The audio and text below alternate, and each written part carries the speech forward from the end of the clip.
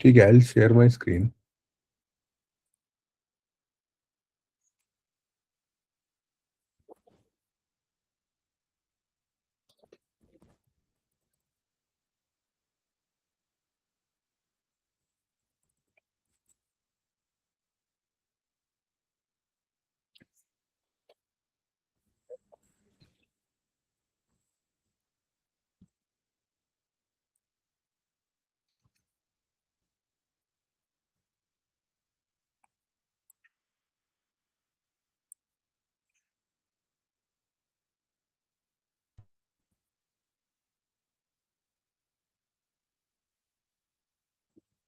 ठीक है, तो एक बार I think before we start, right Brijesh, I think तुमने भी कुछ शेयर किया था। एक बार if you can cover quickly, तो हम लोग डिवाइड कर सकते हैं कि what you will cover, what I will cover.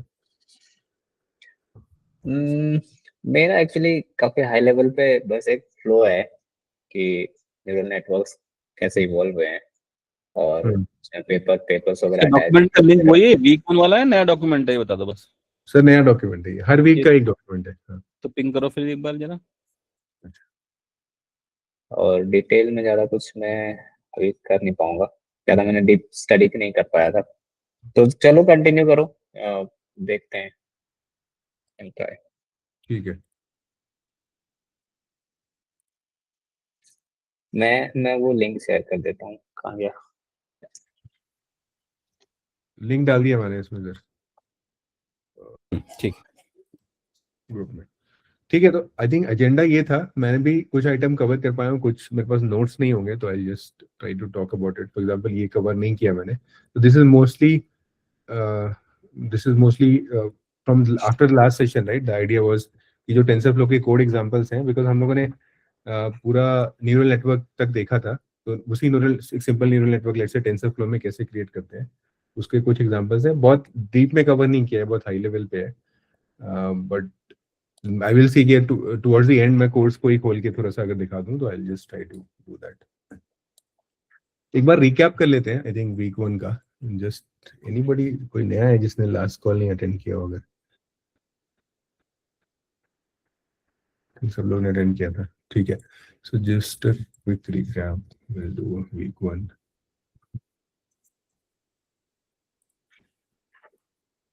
Yeah, so week 1 में we went through all these things, intelligence in general. Then we looked at what are the classifications of machine learning. We looked at the neural network. We looked at various kinds of AI which is there. Then we looked at the foundational or the math stack of the neural networks, right? So math stack को quickly एक बार देख लेते हैं। Math stack में we looked at basically we looked at regression problem. So we looked at what is regression and how does you come up with a very simple model for regression, and we arrived at a cost function. And then we looked at gradient descent, and then how do you use gradient descent to minimize that cost function, which basically enables your model to get the right generalization, right? Then we looked at classification problems, and classification problems में specifically we looked at sigmoid function या logistic regression function, which is g of z equal to 1 by e plus e minus z, and z is basically an output of linear regression that you feed in, and then this gives you an output of 0 and 1, right? And then we looked at regularization. So regularization, we came up with a, so we saw that there are three problems which can happen with the model that we have come. It could be overfitting, or it could be underfitting. These two are problems. Generalization is a good. This is what we want. That it generalizes well with the training data and also with the real world data. Then we saw that, okay, what are the ways? So one is either you can collect more data, or you can exclude some features. If it's very over rich, you can just take prominent features and then include that in the model. Then we looked at regularization. So regularization, we introduced a parameter called lambda, and then we said that if we add a summation of lambda and multiply it with through all the variables for all the weights, so yes, we are doing for W, so that will basically make sure that it minimizes the weight of all our WIs, and then that will make the cost function close to 0. So this is, and then we basically went into neural network, a very high level view of neural network we got, and then what are the different, we develop an intuition of the neural network by looking at what happens at various layers of neural network, and and then we also looked at let's say prediction kaise hota hai, and then one example we took here, right? And we looked at activation function. So this is what we covered in the week 1. Now week 2 agenda, just continuing from that, would be first is the TensorFlow examples. So then will be what are the types of neural networks, and then so this will help us evolve into transformers. So transformer is also nothing but a kind of a neural network itself. Then we will look at vectorization. Just I'll touch upon this this is very straightforward and intuitive thing to do. And then we will look at machine representation. So word2vec ek baar cover kar lenge. There is a very interesting blog. I think most of you would have seen this. We will just quickly scan through this blog. Then we will look at softmax. What is softmax? And then this will enable us to understand transformer in some bit. This, I think, something we can look at in the next class, that okay, transformer we have arrived at, then how does transformer helps the new models which have evolved, like GPT. GPT is the ChatGPT LLM, which is based on GPT transformer, the GPT model. And then BERT also. BERT is again a paper from Google which is one more model, right? So we can look into these. Maybe these we can look in more detail from the next. So yeah, this is what I'm covering, right, Brijesh? अगर कुछ overlap है या कुछ. ठीक है.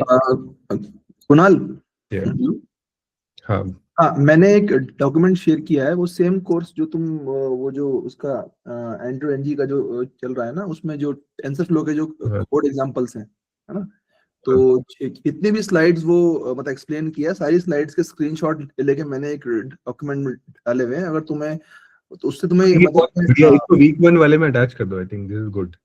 हाँ, तुमको मैंने शेयर किया है ऑल ऑफ देम. मैं मतलब हर स्लाइड को मैंने वो लिया, स्क्रीनशॉट लिया है, ताकि I don't need to go back to the course, है ना, फिर दोबारा से मतलब, है ना. तो वो इसको you just attach in the week 1 वाला जो कोर्स. श्योर वाले में. ठीक है. एक और भी है, ये तो सेकंड वीक, ये मतलब सेकंड वाला कोर्स है ये. ठीक है. ठीक है. तो we'll just look at quickly some TensorFlow examples which I have attached. So TensorFlow में what we will do is, so see we learned about neural networks. Now TensorFlow basically helps you to write the same representation and then allow you to basically create a code for model and then allow it to train the model, right? So इसमें आप बताते हो कि I want to create a sequential model, and then you will say that okay, we will use this function flatten, and then you will say कि I will use this 28 cross 28 का एक neural network, and then you will say कि I'll add 2 more layers. There are 3 layers in my neural network, and then 2 more are dense. By dense, what you mean is that these neural networks are connected to each other in a very, very dense way, right? So let's say layer 1 is there, and then there is layer 2. So the layer 1 will be connected to maybe all the layers of layer 2, right? So that's very dense. Agar layer 1 is just connected to the next layer, next neuron, samne hi bas, so that would be sparse, and that won't be dense. So dense means fully connected, right? So fully connected neural network, and then you specify the activation function that you will use there, right? So these are some ways to represent in TensorFlow the same neural network, right? And ये TensorFlow की Keras library use होती है. We can, I think, इसको एक बार देखते हैं deep में, and then maybe we'll also take some examples and train some models maybe in the subsequent weeks, right? So वो idea होगा. तो 28 cross 28 वो क्या न्यूरॉन्स बता रहे हैं, साइज ऑफ न्यूरल नेटवर्क, तो ठीक है. हाँ, ये आई थिंक न्यूरॉन्स ही बता रहा है कितने क्रॉस कितने का न्यूरॉन्स है उसमें. नेटवर्क है. चलो ठीक है, मतलब ये थोड़ा सा विजुअलाइज रहता तो क्लियर रहता. अभी देखते हैं. इसको एक्चुअली बहुत ही उसने बिल्डअप किया था, मैंने वो कैप्चर नहीं किया पूरा detail.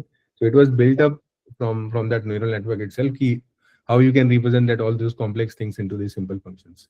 This will cover, so also not covered in detail, right? So now we will go into the different types of neural networks. So perceptron and all these things. So एक बार just let's quickly go through this.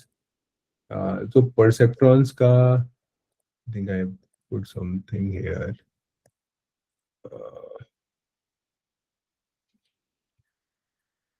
ठीक है, I think I don't have that example. So perceptrons is basically a very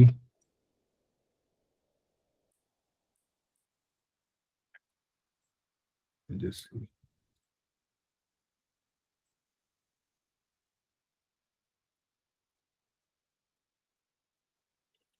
Okay, let's quickly Google. So perceptron is basically a very simple neural network. What it allows you to do is that you attach, let's say you have these 3 neurons, and then it feeds into one output neuron, and then the output neuron, so there is a bias. It's just a very additive neural network, right? So you have, let's say, values 1, 0, and 2, and then the value of, let's say, this m here is 5, right? So what you do is you take all these values, and then you add it to 5, and let's say if the output is greater than 0, then you take it as positive, and if it's less than 0, then you take it as negative, right? So this was one of the first neural networks which was evolved, a very simple neural network, and this neural network is very similar to NAND gate. And the idea was that if you connect many perceptrons, then any computation you can represent using NAND gate. So NAND gate ke bare mein, I think it is said that it's a universal gate. Using NAND gate, you can encode any kind of computation which happens in let's say a transistor, right? So this is also a fundamental building block. Perceptron is also a fundamental building block of neural network. And then using perceptron, you can encode any kind of neural network, right? Basically, the concept of weight was introduced in this perceptron. इसके पहले मतलब this was just I would say second number पे discovery था. इसके पहले biological neurons का concept coined हुआ, and then somebody came and introduced this concept of weight, जो भी हम weight assign कर रहे हैं connection का. हाँ, ठीक है. Okay, so I think then next is, let's say, feed forward neural network. Feed forward neural network is a very simple, again, very simple neural network where you, let's say you have multiple layers, and then you connect the layers. So there is basically, let's say in RNN, there are feedback loops, right? So this network will connect back to the previous layer network, right? So that nothing like that will happen in the feed forward neural network.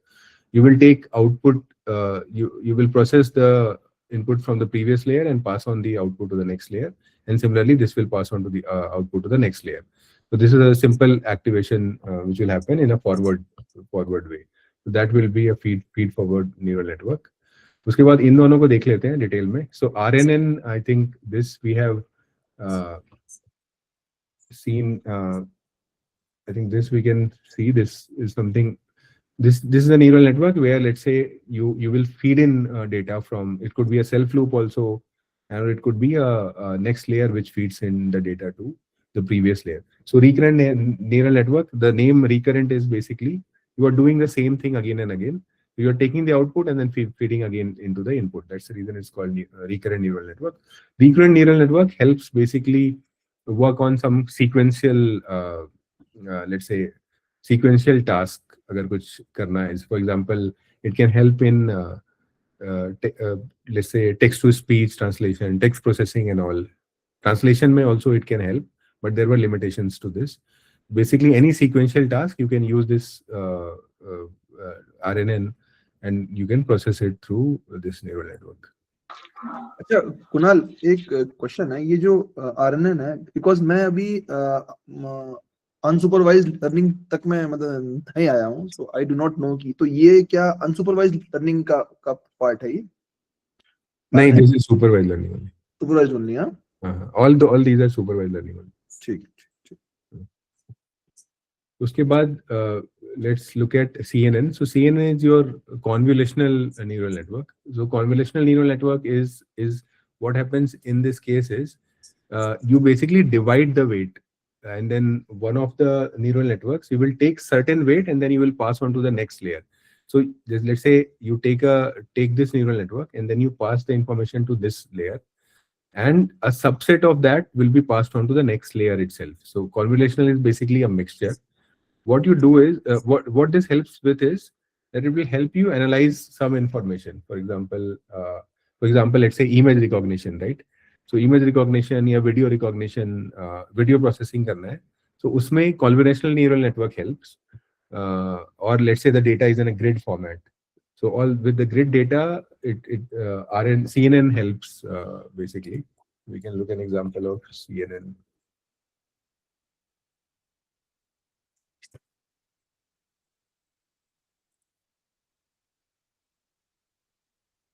Yeah, so this is. Yeah, so CNN neural network is like what you can see is that one layer again feeds into many layers, and part of this data is overlapping between different neurons. So part of the data will be sent here, and the same part, a part of that will be sent to the next neuron also. So because there is some part of the data is shared between the next layers, there will be a mixture of some layers, and it helps basically recognize certain patterns. So because of that, you can basically detect the image in. It helps in, let's say, image processing, video processing, and this kind of uh, data processing. Yeah. So now I think all. जैसे ये neural networks evolve हुए हैं, एक major जो change आया था वो memory वाला, कि जैसे सबसे पहले ऑब्वियसली ये आपका RNN है, रिकरिंग न्यूरल नेटवर्क, उसके पहले हम KNN कह सकते हैं, आर्टिफिशियल न्यूरल नेटवर्क। तो वो मतलब उनके पास कोई मेमोरी नहीं थी, वो पूरा सीक्वेंस रिमेम्बर नहीं कर पाते थे। अगर आप जैसे स्टार्टिंग का कन्वर्सेशन या कह सकते हो, या पूरा मतलब कॉन्टेक्स्ट उनको पूरा रिमेम्बर नहीं होता, कॉन्टेक्स्ट का तो कॉन्सेप्ट ही नहीं था।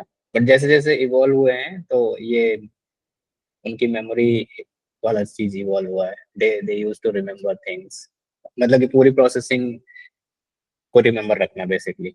CNN में कह रहे हो कि मेमोरी इवॉल्व हुई है? हाँ, CNN में नहीं, मेरे ख्याल से RNN में हुई है ना। RNN में ही हो गई है, RNN में ही मेमोरी इवॉल्व हुई है। Because of the feedback loop memory उसमें क्रिएट। हाँ, बट वो चीज और ग्रो करी है जैसे जैसे हम आगे बढ़ेंगे, नहीं ट्रांसफॉर्मर्स में और इन सब में। अच्छा, ठीक है।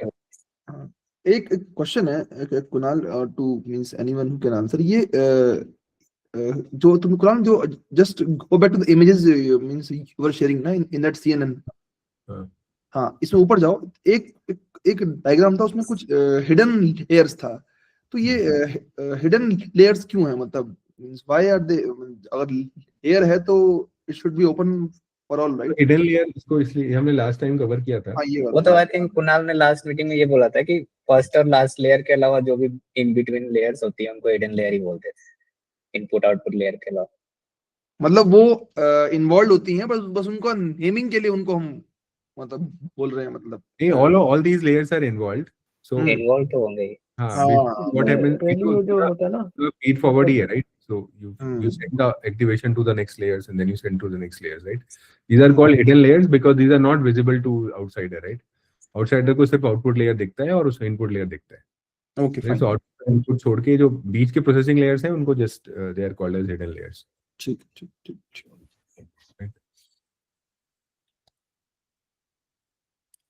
ठीक है, so now we will so I mean before we come to transformers and transformers we'll cover in detail. Let's look at simple things like vectorization क्या होता है, right? And why vectorization is needed. So vectorization, what happens is, let's say, and we are talking about NLP here, which is natural language processing. So in case of NLP, what happens is there are, let's say, any word is there, right? So for example, river is there, river, and then bank. Let's take some words, right? Any word of any, let's say, English language we are able to take. So what happens is, now what you want is you want computers or machines to understand these words. Now machines don't understand words, right? They don't understand any language. Machine only understands mathematics or maths, right? So हमें क्या करना पड़ेगा कि we have to come up with some representation of these words in maths, right?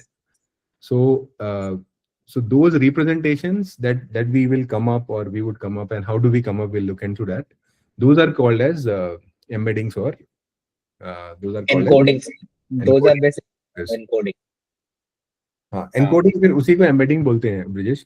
And then embedding is मतलब vector, right? That is मतलब encoding is also a term, and which gets evolved to embeddings. मतलब embeddings उसके बाद आ जाता है। तो ठीक है, continue. So now to understand, right, what does this river mean, right? Let's say if you encode this too. So finally, when you will encode this, I'm just Kunal hello हाँ. यार तू मतलब तू अभी एनएलपी में जो है ना मतलब इसका वीकनेस बता रहा है मतलब है ना इसे रिवर और बैंक हम लोग बेसिकली एनएलपी का डिसएडवांटेज बताने के लिए एग्जाम्पल यूज है, करते हैं मैं वो यूज कर रहा हूँ. I will come to that, right. मैंने अच्छा कोई हाँ ओके प्रोड्यूस किया है अभी. ठीक है. So अब let's say this will look like something like that, right? Maybe it would be longer. So what we have done is I'll just connect this to the linear regression that we did, right? So there was two parameters W and B, right, in linear regression. So let's say this is W and this is B. Let's keep only two parameters, right? So what W and B को अगर हम लोग इस तरह इस format में रखेंगे, right? एक array में रख लें या एक इस तरह से रखें तो this becomes like a vector, right? Mathematics में हमने vector बोला था. Vector is mostly it points to a directional value, right? So let's say now there are more parameters. Instead of W, there could be W1, W2, W3, W4, and then any number of features. The more number of features you have, the more complex your embedding will become, right? So you can have any large number of vectors. Now, what is the understanding? So this is called as vectorization, right? When you take all the embeddings and then you trim all the polynomial from it, right? So I don't want to put, let's say 0.3 x होगा यहाँ पे x1 होगा, and then फिर आगे x2 होगा, right? So what I have done is I have basically trimmed out all of these things, right? It's a very simple thing. I'm just trying to connect it. So I'm writing it like this. यहाँ पे मैंने x1, x2, x3 इस तरह से लिख सकता हूँ. Maybe it's x square and all.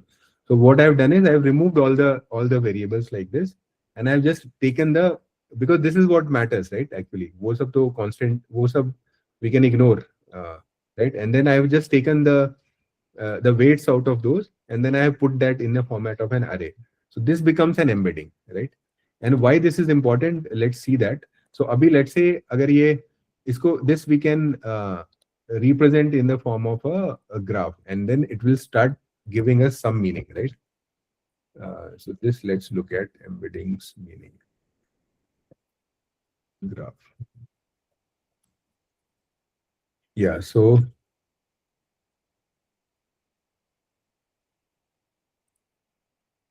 yeah, so let's look at this diagram. So now what happens is, let's say अगर दो ही dimension होता तो we could plot that in, let's say I will just take 2-dimensional.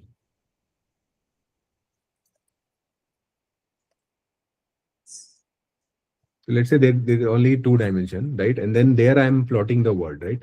So when I'm plotting the word, let's say one is your x and then one is y value. So this basically will start pointing in a certain direction, right? So जैसे यहाँ से, if this is the source, I am taking this direction. Then I'm taking a certain direction, right? So the embedding now you can represent in a graph, and then it takes a certain direction. And how the meaning arrives is, जैसे दो चीजें हैं, for example, maybe man and woman, right? So man and woman maybe could be little close to each other because they are kind of specifying maybe gender or human beings, right? So what you will see is कि उनकी embedding जो होंगी वो kind of एक ही direction में point करेंगी, या they would be nearer to each other compared to, let's say, maybe animal में cat ले लूँ यहाँ पे, right? या फिर मैं non living object ले लूँ. So that embedding might point in a completely different direction, right? So this is what is giving meaning to the vectors, right? It's pointing to a certain direction, and that is the reason there is some meaning which gets attached. So what this will evolve into is finally, so for example, agar what I will do is, let's say I take this is very used example. So agar मैं king ले रहा हूँ, and king का embedding has something like this, right? And then what I will do is I will take man embedding, right? And man embedding will be again some vector of this format, but their value would be little different, right? Now what I can do is, and then let's take, there is an embedding for woman also.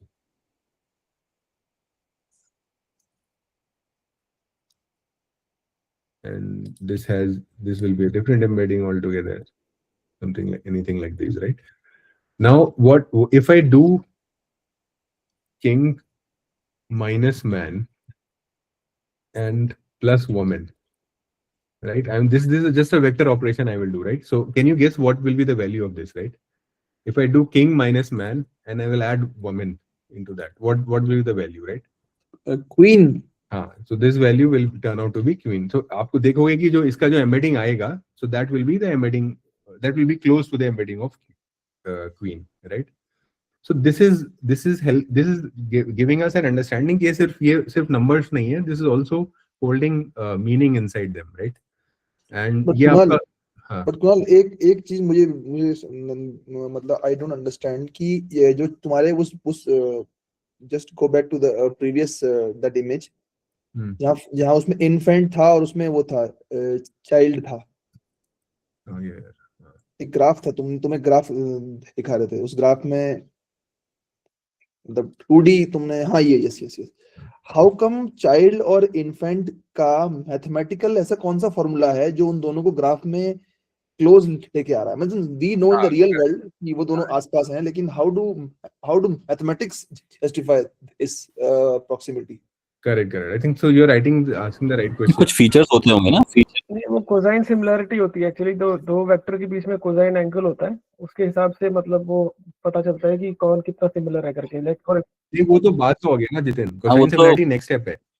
हाँ, वो तो figure out करने के लिए है। उससे पहले जो क्वेश्चन पूछ रहे हैं अभी, हाउ डू आई नो कि चाइल्ड और इन्फेंट जो है एक दूसरे के, तो what you will do is, आप कुछ प्रॉपर्टीज लोगे, राइट? आप बोलोगे कि I will take may be some property की वो लिविंग होना चाहिए, right? And may be human होना चाहिए, और वो भी स्मॉल ह्यूमन होना चाहिए, राइट? अच्छा, तो इस तरह की प्रॉपर्टीज है, और उसके ऊपर आप सबको, चाइल्ड को कुछ वेट दोगे और इन्फेंट को कुछ वेट दोगे, ओके, ठीक है?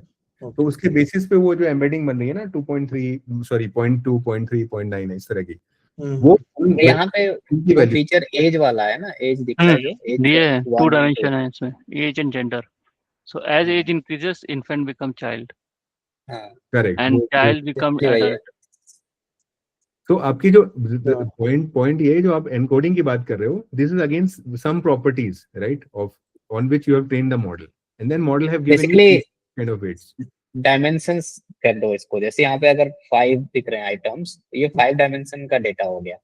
हम यहाँ पे 2D वाला ग्राफ दिखा रहे हैं जिसमें एज और जेंडर 2 ही डायमेंशन है, तो हम उसको 2x2 में रिप्रेजेंट कर देंगे। But as the dimensions grows, और ये चीज बहुत ज्यादा मतलब लार्ज हो जाती है जब हम LLMs वगैरह डिस्कस करते हैं, मतलब थाउजेंड्स या मे बी 10,000 डायमेंशंस की बात होती है, वहाँ पे हाई डायमेंशनल होते हैं real embeddings. Right, so that it can keep more. So ऐसे डायमेंशंस के ग्राफ कैसे होते होंगे? प्लॉट नहीं हो पाएंगे, मतलब तो जस्ट प्लॉट करने का आइडिया यही है कि आप उसे मे बी 2 डायमेंशन 3 डायमेंशन का करके आप विजुअलाइज कर लो, यू जस्ट कनेक्ट मीनिंग कि अगर वो थाउजेंड्स ऑफ डायमेंशन होंगे तो क्या क्या होगा, राइट? सो अब आइडिया इज कि अब जो सिमिलर वर्ड्स हैं वो पास होंगे और जो नॉन सिमिलर हैं वो दूर हो जाएंगे। That is the core idea. Human interpretable नहीं होते हैं वो सब डायमेंशंस एम्बेडिंग्स। कौन सी फाइल बनती है, राइट? वो पाइथन में एक फाइल बनती है, राइट ब्रिजेश, जिसको आप डिस्लाइज करोगे तो कुछ मतलब नहीं मिलेगा, इसी तरह की आपको वैल्यूज दिखेंगी। ठीक है, तो आई थिंक ये देख लेते हैं। I think now we have build a intuition for word to vec. So इसमें ये हम डिस्कस कर रहे थे। सो आपने लेट्स से कुछ फीचर्स लिया होगा, राइट, वर्ड्स के लिए, एंड उसके बेसिस पे आपने एनकोडिंग की, तो you got a colour like this. Now you will see कि अक्रॉस उसको अगर आप फीचर्स को कलर दे दोगे तो आई विल सी जैसे किंग और मैन जो है वो थर्ड जो फीचर है, थर्ड फीचर पे काफी सिमिलर है, king man and women, like may be this is a quality which a human being का कोई उसका फीचर है, राइट? उसी तरह से कुछ फीचर्स में आप देखोगे दे आर कंप्लीटली डिफरेंट। तो maybe this is man and women are close but king is different, so maybe ये रॉयल्टी का फीचर है, right? So he is royal, these guys are not royal, यहाँ पे royal encoding कर रहे हैं something. Then similarly आप ऐसे इस तरह से आप देख सकते हो, राइट? सो आइडिया इज कि कुछ तो कुछ यहाँ पे मीनिंग एनकोड हो रही है। Now this if you take to the further layer, right, so उसके बाद सेकेंड थिंग आप मैथमेटिकली कैसे अराइव करोगे कि किंग और मैन जो है वो कितना सिमिलर है। तो king and man will be more similar than king and women, right? So आप इसका जो वेक्टर एनकोडिंग बनेगा उसकी कोसाइन सिमिलरिटी ले लो, right? So you will see the value will be higher for king cross man compare to king cross women, right? Cosine similarity is nothing but अगर आप 2D में प्लॉट करोगे तो दोनों के बीच का जो कॉस थीटा आएगा, right, that is the cosine similarity. एक बार देख लेंगे ये भी। हाँ, स्ट्रेट फॉरवर्ड है फिर भी कोसाइन। तो cosine similarity is so don't think कि कोसाइन सिमिलरिटी है तो कोई साइन सिमिलरिटी भी होगा या टेंजेंट टैन सिमिलरिटी भी होगा, वैसा कुछ नहीं है। Cosine similarity is the only thing which is used in vector maths too क्योंकि बेसिकली cos की प्रॉपर्टी होती है ना, cos 0 1 होता है, cos 90 आपका क्या हो जाता है, 0 हो जाता है। हाँ यस 0। तो cos 0 मतलब अगर दोनों वेक्टर ही सेम है, सेम ही लाई कर रहे हैं, तो मतलब 1 हो गए, इक्वल हो गए। और जैसे जैसे वो एंगल बढ़ता जाएगा वो उसका हम cos लोगे तो वो चीजें वेरी करेंगे। अगर वो 90 डिग्री जा रहा है, किधर जा रहा है, 90 डिग्री जा रहा है, तो फिर वो सिमिलरिटी 0 हो गई उनके, इसलिए cos का लिया गया है। हाँ ये मतलब हमने 7th क्लास की वेक्टर अलजेब्रा में मतलब पढ़ा हुआ है ये जो तुम बोल रहे हो ना भी कोसाइन सिमिलरिटी। अच्छा मेरे को एक डाउट था इसमें, मतलब जब हम लोग जैसे किंग और क्यून और वुमन इन सबको हम लोग वेक्टर में रिप्रेजेंट करते हैं, तो एक एक वेक्टर में एक एक डायमेंशन होता है ना, जैसे मतलब एक जैसे एक जो होता है एक डायमेंशन वो एक उसको रिप्रेजेंट करता होगा, एक फीचर को रिप्रेजेंट करता होगा, तो हम लोग हर डायमेंशन को इंडिविजुअली प्लॉट करते हैं क्या कोसाइन, मतलब ऐसा एज्यूम करो शायद करते होंगे, मैं मतलब या फिर सबको अलग अलग मतलब उसमें प्लॉट करते हैं हम लोग। आई थिंक जैसे मैन के कुछ फीचर होते हैं जैसे एज हो गया या फिर कुछ हो गया, तो सारे के एज फीचर को हम लोग एक जगह पे प्लॉट करेंगे या किसी एक पर्टिकुलर फीचर को हम प्रायोरिटी देते हैं कभी, मतलब प्लॉट करते टाइम पे? नहीं, सभी को प्लॉट करोगे। तो अगर हम लोग that's the reason we said कि अगर दो फीचर है तो आप 2 डायमेंशनल में प्लॉट कर सकते हो, राइट। एक्स पे आपने एक फीचर लिया और एक्स वाई पे दूसरा फीचर लिया, राइट। तो नाउ यू कैन प्लॉट। लेकिन आपको विद मोर देन 2 डायमेंशन है तो आप बेसिकली 3 डायमेंशन को भी थोड़ा सा रिप्रेजेंट कर लेते हैं 2D में, but more than that you can not represent, right, in paper.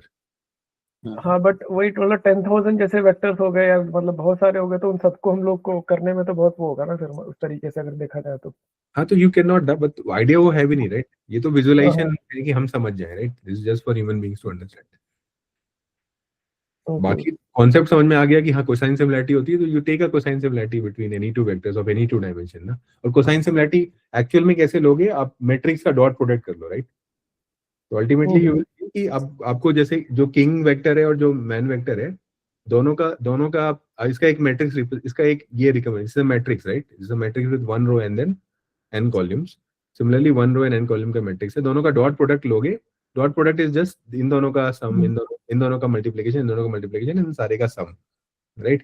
So that gives you the total value, and that is the similarity between these two, right? Okay So mostly वो dot product ही करते हैं, and dot product का भी you know that with vectorization and all it becomes very fast. आपको मतलब for loop लगा के जैसे हम मैट्रिक्स मल्टीप्लिकेशन करते हैं वैसे करने की जरूरत नहीं है। You can do it through vectorization, and then vectorization can be onboarded to GPUs. तो GPUs does it much faster than CPU would do, right? वो एक प्राइमरी यूज केस है जहाँ पे GPU as an hardware acceleration use किया जाता है, right. सो ये कोसाइन सिमिलरिटी शो कर रहा है। एक बार ये वाला ब्लॉग प्लीज सब लोग आप लोग पढ़ लेना, तो this will clear all the background to this, right. अगर आप लोगों ने पहले नहीं पढ़ा है तो ये like a very cult blog है ये। अच्छा हाँ तो अब जैसे ये दिखा रहा है कि अक्रॉस मैंने सारी चीजें ले ली, राइट। इसमें कुछ चीजें सिमिलर है, कुछ जैसे कंप्लीटली डिफरेंट है। Water, right, completely not related to all of these. So you will see कि वाटर की जो इन्हें कलर कोडिंग कर रखी है फीचर की, तो वाटर अक्रॉस जो है किसी से मैच नहीं कर रहा है, right. But other things you will see, एक बार just look at this diagram में आ रहा हूँ।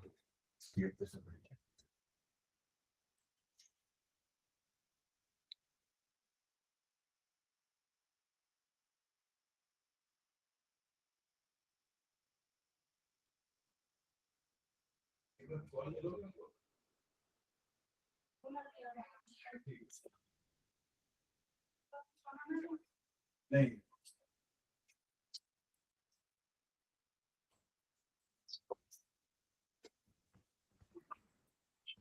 yeah, so you will see that similar things, you will see lot of features. For example, this particular red line you will see, this is going across all of these items, right? So red line किसको ये represent कर रहा है, I think इसने बताया होगा। ये सारे मतलब अर्थ पे पाए जाते हैं। हाँ, may be found on earth. हाँ So that's the reason this particular feature is same across all of these, right? So this is how the meaning is encoded in the embeddings, right? Really nice block, I would say.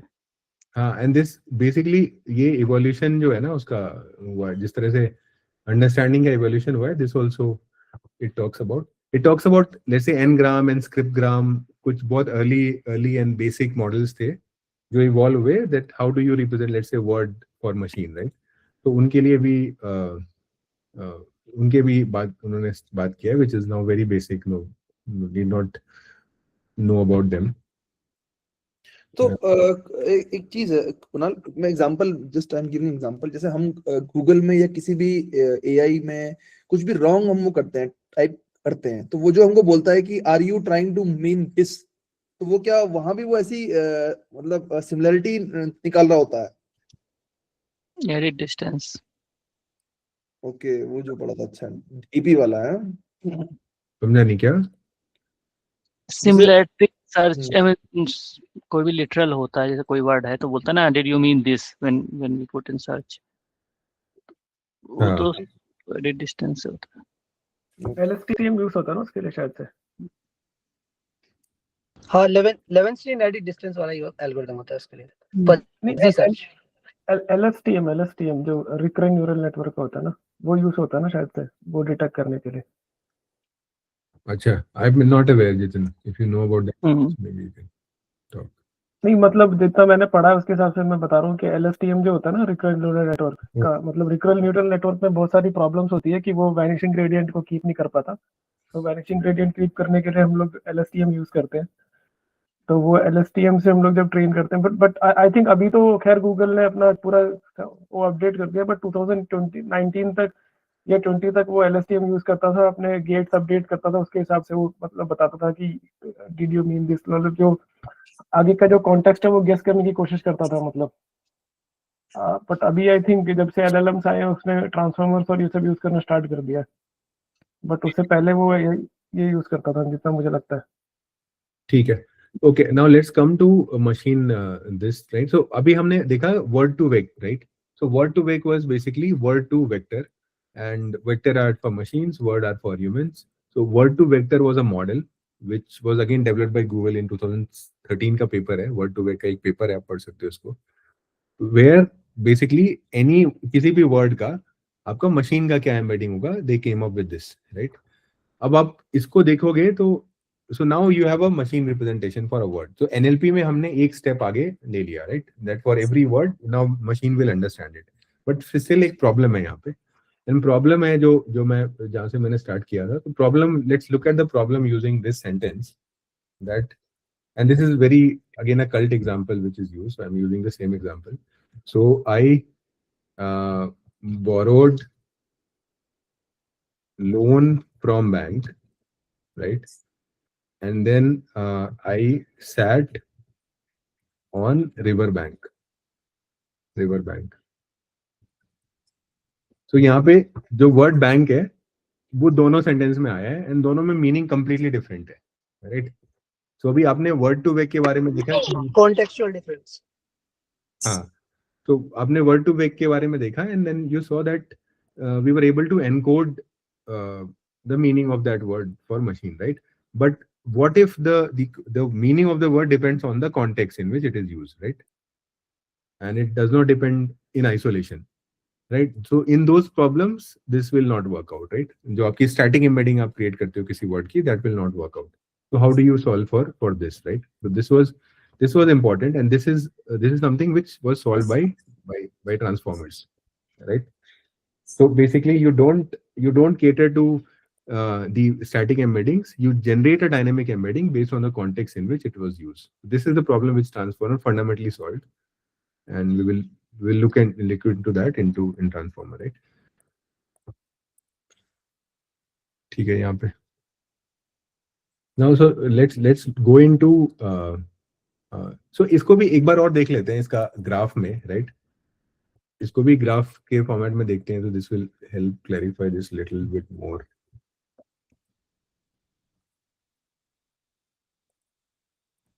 Sorry.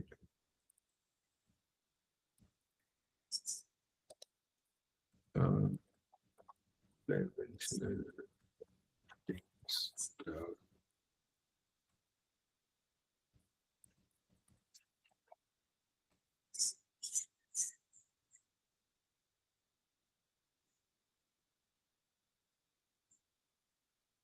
Okay, so I think so what the idea is कि अगर इसमें आप plot करोगे, so what you will see कि bank is at one position, river bank is में जो bank use हो रहा है, that will be somewhere, and then the bank which is used financial bank, that would be at some place, right? So there would be some distance between those embeddings. Now that distance is something that you have to traverse based on the context. So let's say अगर वो financial bank की तरह use हो रहा होगा, तो you have to traverse this particular vertical distance, and then you have to arrive at one side of the embedding. And if it's like a river is used in that context, then you have to traverse to the other side of it, right? So this is typically which will happen in terms of meaning. आप सोच सकते हो, लेकिन फिर आप question ये पूछ सकते हो कि अगर बैंक का मीनिंग हमेशा कॉन्टेक्स्ट पे डिपेंड करता है, तो स्टैटिकली कैसे उसको एनकोड किया गया होगा, राइट? मतलब how can I then arrive at an encoding for it? So that, let's say in case of transformer, we will see there are some what happens is there are static embeddings for each word which is arrived at, and then usko ek language matrix कहते हैं, and language matrix will keep for each of the tokens in that language, it will keep and generate a static embedding, and then it will store it. And then when you have to start processing, let's say one sentence, then it will tokenize that sentence, and it will start using the embeddings from this static language matrix, and then it will use it to transform it based on the context. So कोई question नहीं आता क्या before we proceed to softmax? ये हमें transform करने की जरूरत क्यों पड़ रही है? ट्रांसफॉर्म करने की जरूरत इसलिए पड़ रही है कि जैसे फॉर एग्जांपल मान लो कि तुम ट्रांसलेशन करना चाहते हो, राइट? एनएलपी है, राइट? एनएलपी का एक problem which you want to solve in NLP is it's translating from English to Hindi, right? अब इंग्लिश को हिंदी में ट्रांसफॉर्म करने के लिए तुम्हें बैंक का मतलब समझना पड़ेगा वहां पे, राइट? कि वो रिवर बैंक है या फिर फाइनेंशियल बैंक है, राइट? तभी तो ट्रांसफॉर्म कर पाओगे ना. So you need to understand the meaning of the word in that context. So that is the reason. मतलब एम्बेडिंग्स जो है वो स्टैटिक नहीं हो सकती, वो कॉन्टेक्स्ट पे डिपेंड करेंगे. So how does a bank's word used in two different statements can point to a two different vector? मतलब जो formula है, how does that formula brings a different value for the bank 1 and bank 2? Okay. So I would say कि जैसे मान लो कि जब training, what you do is you have a lot of training data, right? जब आप transformer को या किसी न्यूरल नेटवर्क को ट्रेन कर रहे होगे, राइट? तो आप ट्रेनिंग डेटा का मान लो लगे first set of training data you pass through, and उसमें बैंक वर्ड आया था, right? Now it can come, let's say वो रिवर वाले कॉन्टेक्स्ट में आया, so it will generate one embedding for it, right? अब नेक्स्ट लेट्स से एक बार एक और ट्रेनिंग डेटा दिया, उसमें बैंक वर्ड आया किसी दूसरे कॉन्टेक्स्ट में, राइट? तो उसने वो भी ट्रेन करेगा उस एम्बेडिंग को, right? It will go and train that embedding. So now maybe it shifted the embedding to some other place, right? Because ये जाएगा और थोड़ा सा उसकी बोलेगा कि उसकी जो certain properties होंगी जिसके basis पे तुमने encode किया होगा उस vector को, it will change it slightly, right? And now let's say the third embedding came, which is maybe financial bank वाला training data आया, तो उसने उसके embedding को थोड़ा सा और transform किया होगा, right? So ultimately क्या होगा कि because you are giving a huge amount of training data, usually बहुत ज्यादा होता है for any real world application. You will see कि any natural language जिसको आप प्रोसेस कर रहे हो उसकी जो एम्बेडिंग होगी वो एवरेज आउट हो जाती है. सो जितनी तरह से बैंक वर्ड यूज हो सकता है, राइट? उस सारे कॉन्टेक्स्ट का एवरेज एम्बेडिंग बन जाएगा. जो स्टैटिक एम्बेडिंग होगी वो यूजुअली एवरेज एम्बेडिंग होती है. नाउ एक आपके पास एवरेज एम्बेडिंग आ गई. अब based on the context you have to see that distance, right? So actual embedding यहाँ होनी चाहिए क्योंकि वो रिवर बैंक है, लेकिन उसकी एवरेज एम्बेडिंग यहाँ थी. तो ये डिस्टेंस आपको ट्रांसफॉर्मर की ट्रेनिंग के थ्रू आपको, मतलब जो करंट सेंटेंस को आप ट्रांसफॉर्म कर रहे हो उस कॉन्टेक्स्ट के बेसिस पे आपको ट्रैवर्स करना है, and then you have to say कि नहीं एक्चुअल में इसका मीनिंग ये है इस सेंटेंस में, नॉट दिस. ठीक है, right?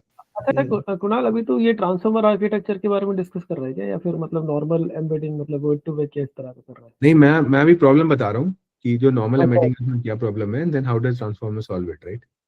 Okay, And okay, right, maybe transform is required also, right? okay, okay. ठीक है, तो एक तो ये एग्जांपल है एनएलपी के पॉइंट ऑफ व्यू से, दूसरे और कंप्यूटेशन के भी रीजन थे दैट अच्छा कुणाल, इसमें मेरे एक छोटा सा क्वेश्चन है कि सपोज करो कि मेरे ट्रेडिंग डेटा में तीन कॉन्टेक्स्ट थे जिससे मैंने ट्रेन किया फॉर बैंक वर्ड, ठीक है, 3 कॉन्टेक्स्ट थे, बट जो मैंने हाँ। फिर आगे इनपुट दिया उसमें कोई अलग 3 से अलग 4th कॉन्सेप्ट आ गया, कॉन्टेक्स्ट आ गया, सॉरी, ठीक है, तो लाइक ट्रस्ट वाला आ गया, आई लाइक बैंक अपॉन मी, मतलब बैंक अपॉन अस, ट्रस्ट जो ट्रस्ट से रिलेट होता है, तो ये एवरेज वाला उससे कैसे रिलेट होगा फिर, मतलब आगे चल के हाउ दिस, क्योंकि हमने ट्रेन तो से 3 के लिए किया है, but yes it is learning, but इस डायरेक्शन में कैसे वो करेगा, एक नए डेटा के लिए कैसे वो करेगा, प्रेडिक्ट करेगा, नया कॉन्टेक्स्ट कैसे लेगा फिर वो इनपुट के साथ। नया कॉन्टेक्स्ट ऐसे लेगा, तो सर आपका जो जो अभी जिस सेंस में अभी तक यूज हुआ था एम्बेडिंग, तो वही यूज होगी, राइट? हम वो स्टेप देखेंगे तो आपको पता चलेगा कि हाँ एम्बेडिंग तो वो स्टैटिक वाला या एवरेज एम्बेडिंग ही यूज करे स्टार्ट करेगा, वो स्टार्ट विद। तो जो कॉन्टेक्चुअल इंफॉर्मेशन है वो वही है, मतलब वो स्टैटिक होती है, अगर कुछ नया आता है तो वी हैव टू अगेन उसको रिट्रेन करना पड़ेगा, इज इट ऐसा कुछ होता है? नहीं नहीं, इस केस में मैं ये नहीं कह रहा हूँ, मैं कह रहा हूँ कि टू स्टार्ट जो जो ट्रांसफॉर्मर का जो स्टेप 1 है ना, उसमें तो वो स्टैटिक एम्बेडिंग ही स्टार्ट करेगा या एवरेज एम्बेडिंग से ही स्टार्ट करेगा, and ठीक then है, it ठीक will है, try to build it based on the context. जो context होगा, because आप sentence दोगे ना पूरा उसको, जैसे can I bank upon you, right? So इस करेक्ट, context में जो आगे जो उसके पहले words हैं और जो बाद में words हैं, उनके basis पे उसकी meaning को arrive करने की कोशिश करेगा, and then उसके basis पे एक encode करेगा उसका embedding. ओके, ठीक है, मतलब वो उसके एक नया कॉन्टेक्स्ट का भी जो वेक्टर या जो मैथमेटिक्स है वो ऑटोमेटिकली जनरेट करेगा, सिमिलर टू हाँ, the learning it has. Transformer actually काम वही करता है।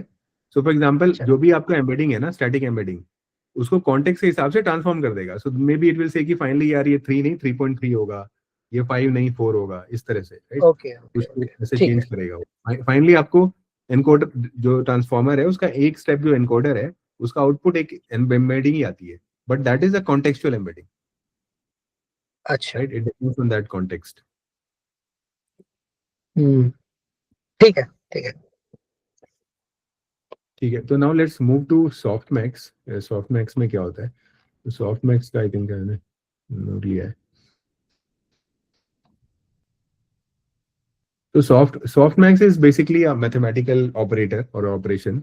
इसमें आप क्या करते हो कि आप जैसे आपकी कोई value I, right? Let's say एक वेक्टर है आपका, तो वेक्टर की वैल्यू है may be 100, 104, 1000, 9000, so like that the vector values are very very large values, and then it's an array of numbers. Now what you want to do is for all these operations कि वो values जो है वो fractional values हो जाए 0 से 1 के बीच में, एंड देन उनकी वैल्यू ऐड करने पे 1 हो जाए, एंड इस वे में हो कि वो सारी की सारी जो है वो प्रोबेबिलिटी रिप्रेजेंट करे, मतलब जो हम लोग सिग्मॉइड फंक्शन के थ्रू कर रहे थे। So ultimately it should represent one probability of that. So for example if I take an example like this, right, and then say कि ये वैल्यूज जो है कुछ इस तरह की वैल्यूज है।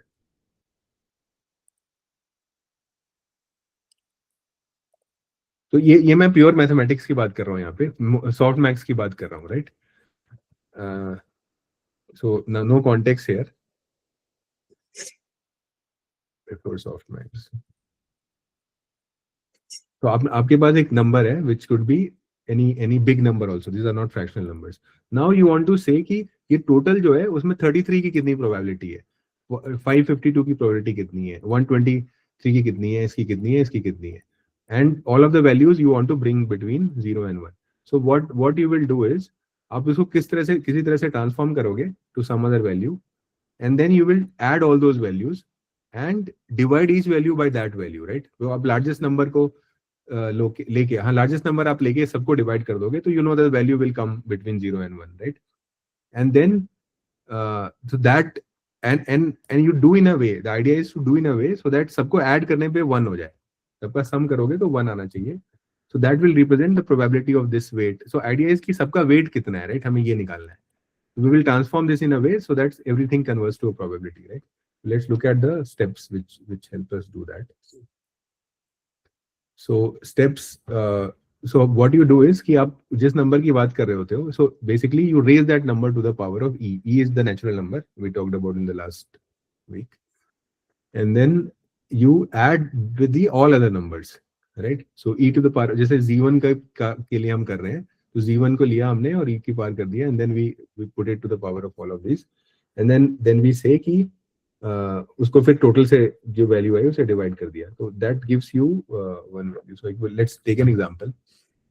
सो द नंबर्स आर से ये 2.0, 1.0, and you can see these are bigger than 1, right? Bigger than और ग्रेटर देन 1. सो ये एक रॉ वेक्टर है आपका. अब आपने क्या किया कि इसको टू द पावर ऑफ किया, तो टू द पावर ऑफ सबको किया, तो आपको ये वैल्यूज मिल गई. अब now you add all of these, right? So you get 11.22.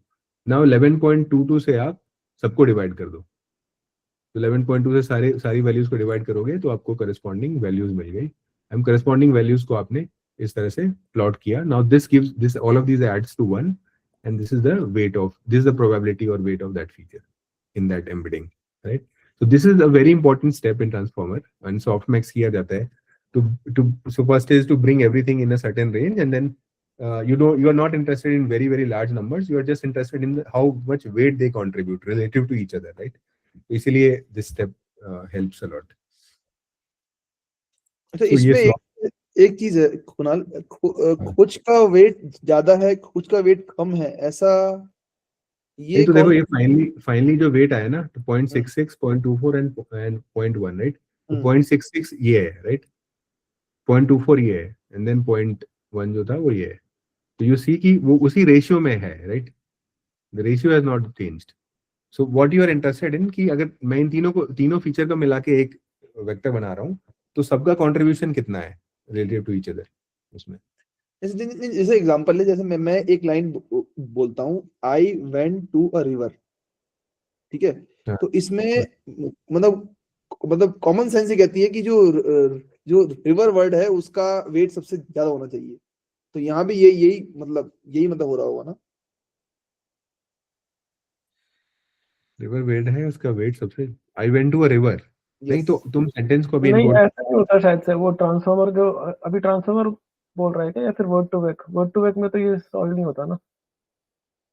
But I think transformer में ये पूरा कॉन्टेक्स्ट जो होता है वो उस तरीके से ट्रेन होता है कि मतलब जो लैंग्वेज होता है वो पूरा का पूरा जो होता है ना, मतलब आर्किटेक्चर उस जैसे आई वेंट टू रिवर, वो तो मतलब वो उसमें ऐसा नहीं होता कि रिवर को ज्यादा वेट दिया जाता है, मतलब वो पूरा के पूरे कॉन्टेक्स्ट को लेके ट्रेन करता है.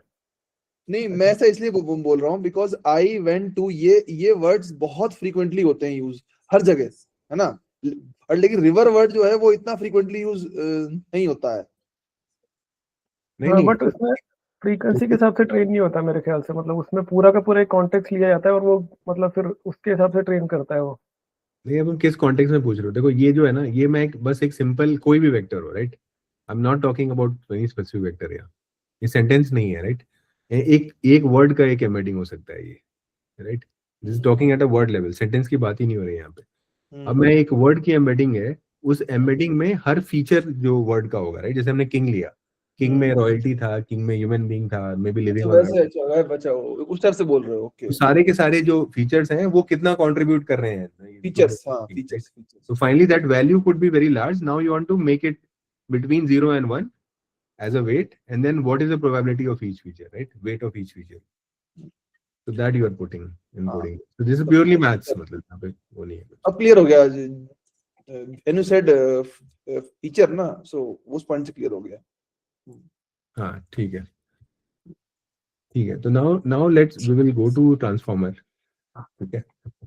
So transformer, all of this was building. So जितने ने ये mention किया था, softmax as one of the prerequisite, और भी prerequisite थी, बाकी चीजें हमने cover कर ली हैं, right? एक बार if you want I can quickly go through. क्या नाम था यार उसका? सर्वर किस पे बनाया था ब्रिजेश? Discord. हाँ, Discord. हाँ. So Discord में उसने you have written 6 points, right? हाँ. So there are 6 points. So one that you need to understand transformer or this paper. So basic neural network concepts, this we have covered already. उसके बाद embeddings क्या होता है हमने cover कर लिया. या एम्बेडिंग या वेक्टर क्या होते हैं. Embedding and vector are I mean same synonyms of each other. Then sequence modelling basics. तो RNN का हमने थोड़ा सा देखा कि how what are RNNs and then how they flow to each other. मतलब what happens inside an RNN. Softmax हमने देख लिया. उसके बाद dot product and similarity, cosine similarity and dot product हमने देख लिया. Weighted sum is attention outputs weighted sum of the vectors where the vectors represent relevance. Attention outputs a vector. I think this is just a general concept. Weighted sum is basically सारे उसका multiply करो सबको and then you add all of those. And then ये important है, ये एक देख लेते हैं. So query, key and 3. These are the 3 different matrices which are used in transformer. So what are these, right? So ये आप देखोगे कि these are represented as WQ, WQ, WK and WV, right? So वही subscript ले लिया है. And this is basically an output of the training, right? तो transformer जब हम पढ़ेंगे तो उसमें दो, ऑफ कोर्स किसी भी न्यूरल नेटवर्क के साथ दो स्टेजेस होते हैं. One is a training stage and the other is a inference stage. So training stage is where you have a lot of data and now you are training the weights of that transformer. So that weights normalizes and then weights is able to cater to all the training data knowledge. And उसने जो भी आपने जो training data दिया है उस knowledge को वो एज अ नॉलेज को वो के हिसाब से वो वेट अपना एडजस्ट कर लेता है एंड जनरलाइज कर लेता है weight across all the knowledge और training data that you have given. Now उसके बेसिस पे क्या होता है कि ये वैल्यूज जो है हर ट्रांसफॉर्मर की अराइव हो जाती है. डब्ल्यू की वैल्यू, डब्ल्यू के एंड डब्ल्यू वी की value which is computed for each of the transformer. Now this value is used. This is a math जो भी करेंगे उसमें हम ये तीनों values जो है we will keep on referring it बार-बार to use this. So I think this is what is being. So query is what about. So just an idea यहाँ पे दिया गया है कि query is about search, what you are looking for, right? So WQ और rather Q जो आएगा इसमें Q transform होगा, WQ will transform to Q. So this is about what you are looking for. It's a query vector or a query matrix. And then key is that what is the answer. So key is the answer here. And then value is the information you retrieve. So value is the value or finally the embedding जो बनेगी ना, contextual embedding जो बनेगी, right? That will be referred by the value part. So ये तीनों important एक बार देख लेते हैं. Not that easy to understand, but let's just keep this context before we jump into transformer. उसके बाद scaling and normalization. So scaling prevents softmax instability and then layer normalization stabilizes training. So scaling हम लोग हमेशा scaling इसलिए करते हैं because the values don't go very big, become very big, right? So when the value is becoming very big, you basically normalize it by taking an average or dividing by a square root of an average. Something you do so that you bring all the data into, क्योंकि overflow ना हो और उस तरह की problems ना हो. So you want to keep that in range. So you'll always do a scaling. And layer normalization, I think this is done through passing the data through various layers of neural network, feed forward. So very basic feed forward neural network use करके उसको normalize कर लेते हैं. इसको देखते हैं और detail में. Parallel computation जो है, so आप ट्रांसफॉर्मर में देखोगे कि बहुत सारे heads होते हैं. What we will see is that we will see it for one head, but that same processing happens through multiple heads. So typically, let's say अगर हम लोग GPT लेंगे तो it could be like 120, 128 heads हो सकते हैं उसमें, which are all doing that same kind of work in parallel, and then they combine it to make an embedding. So जैसे एक embedding है आपका, जैसे Brijesh was saying, right, कि 1000 dimension का हो सकता है यार, तो 1000 dimension से मान लो कि 100 heads है मेरे उसमें, तो वो 1000 क्या करेंगे, सारे के सारे 10-10 वो ले लेंगे, उसका जो वेक्टर बना उसके 10-10 स्पेस ले लेंगे, और सारे के सारे हेड जो है उस 10 स्पेस की फाइनल कॉन्टेक्चुअल वैल्यू क्या होगी उसको अराइव करने की कोशिश करेंगे, and in the and they will just concatenate और कॉन्कैटिनेट या ज्वाइन कर लेंगे, तो it will become the large embedding. So that is achieved through. So parallel computation क्यों किया जाता है? Parallel computation helps, one, it will help you to basically do the computation very fast, because now you are not waiting for one sequence of steps to complete and then doing a sequence step. So it will make your training very fast अगर आप parallel में कर रहे हो, which is very natural understanding. And second is कि आप क्या होता है कि आप अलग अलग heads जब process कर रहे होते हो तो आप अलग अलग meanings को आप encode कर लेते हो, right? So for example, you can encode जैसे कोई एक वर्ड ले लें दैट कोई भी एक सेंटेंस ले लेंगे तो that sentence might have a noun and adjective.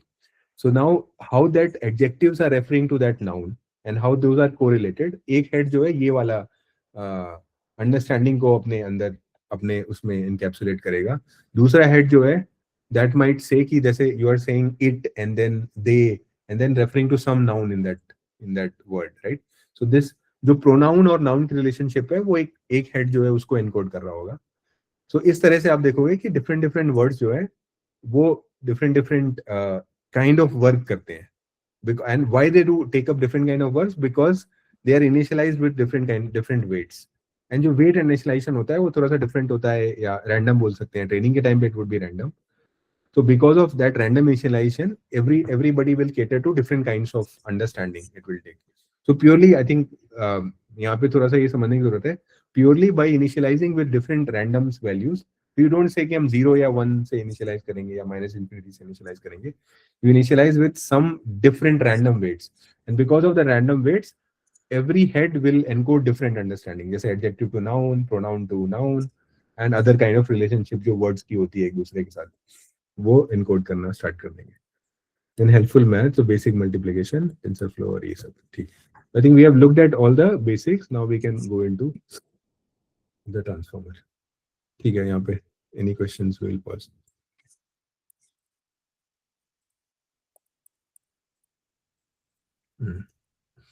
So what is transformer? So transformer turns a token IDs into vectors, mixes context using self-attention, and refines them with non-linear layers, and repeatedly predicts the next token using a probability distribution, one token at a time. I think it's very difficult to understand definitions here. Transformer is little difficult to understand topic also. So let's attempt. मैंने भी attempt करने की कोशिश की है. मुझे भी बहुत सारे doubts हैं अभी. But maybe इस पे और कुछ आगे भी करेंगे. But let's try to understand कि what is happening within a transformer, right? So transformer जो है क्या होता है? अब transformer का जो हम example ले रहे हैं, this is या जो example हम go through करेंगे, this is basically an example of language translation. So you are given one language and then one sentence in one language, and then you have to translate that same sentence into some other language. So typically English to आप जो भी academics में देखोगे English to French का example लिया जाता है, right? So I can take one sentence and then sentence will be, let's say I love NLP. Now I love NLP will be translated into French as an output of the entire transaction इसका transformer का process है. हाँ आशुतोष ठीक है कुछ add करना है यहाँ पे ब्रिजेश? नहीं ठीक है. तो ये डायग्राम मैंने बनाया है बेस्ड ऑन माय अंडरस्टैंडिंग. सो आपने लेट्स से कोई सेंटेंस दिया, राइट, उसको ट्रांसफॉर्मर को, and sentence is I am sitting on a river bank. ये विजिबल है, राइट? और I can zoom in little bit. So now you've given a sentence as an input. What first thing it will do is it will tokenize it. And tokenize को आप simply ये समझ सकते हो कि वो सारे words को extract करके अलग अलग कर दिया उसने, like this. But actual में थोड़ा सा it does little more. Maybe sitting जो है उसको sit कर लेगा and like that also.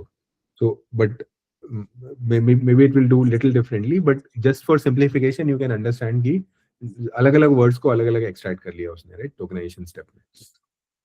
और जरूरी नहीं कि वो अलग अलग, मतलब कुल मिला के इसको वो फॉर्म दे रहा है अरिथमेटिक वाला, नंबरिंग कर रहा है. बट ये टोकनाइजर एल्गोरिथम्स बहुत वेरी करती हैं अक्रॉस डिफरेंट मॉडल्स, और it's like very important step भी है कि आप स्पेस मैनेजमेंट कैसे कर रहे हो.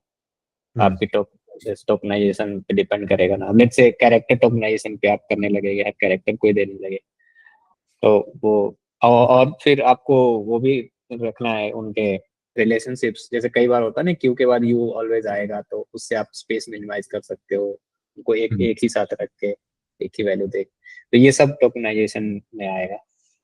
और या बस मैं ये बताना चाह रहा था कि ये इम्पोर्टेंट एल्गोरिथम्स है और डिफरेंट मॉडल्स अलग तरीके से करते हैं इसको टोकनाइजेशन को.